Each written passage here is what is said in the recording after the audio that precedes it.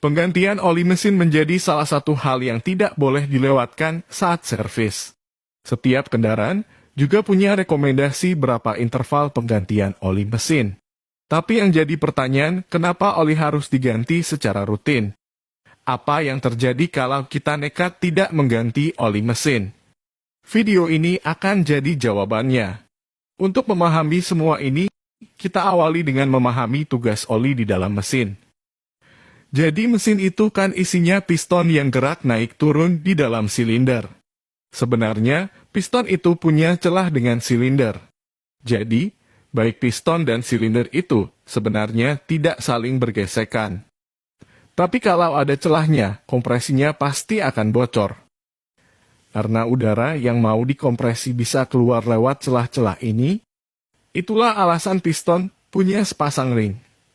Ring ini akan merapatkan celah tersebut. Dengan kata lain, ring inilah yang akan bergesekan dengan silinder. Baik ring piston dengan silinder sama-sama terbuat dari besi. Yang mana kita tahu, kalau besi ketemu besi, pasti gesekannya bisa keluar api. Di sini, oli berperan sebagai penengah.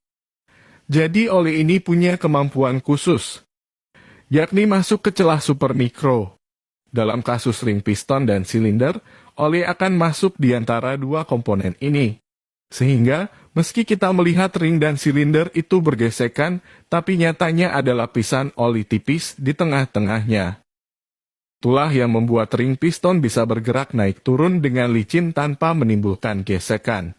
Ketika terjadi pembakaran, maka ada material sisa pembakaran yang melekat pada dinding silinder.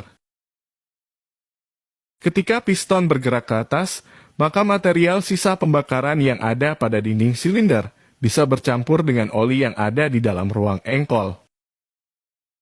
Material sisa pembakaran ini memang jumlahnya sangat sedikit. Tapi dalam 1 menit saja bisa terjadi hingga ribuan kali pembakaran. Jadi kalau diakumulasi dalam jangka panjang, material sisa pembakaran ini bisa mengubah warna oli jadi lebih hitam. Jadi warna hitam pada oli itu disebabkan karena oli terkontaminasi oleh material sisa pembakaran. Dan ini normal. Semua motor kalau sudah dipakai lama, pasti olinya hitam. Tapi kalau oli yang sudah hitam ini dipaksakan untuk dipakai, apa yang terjadi?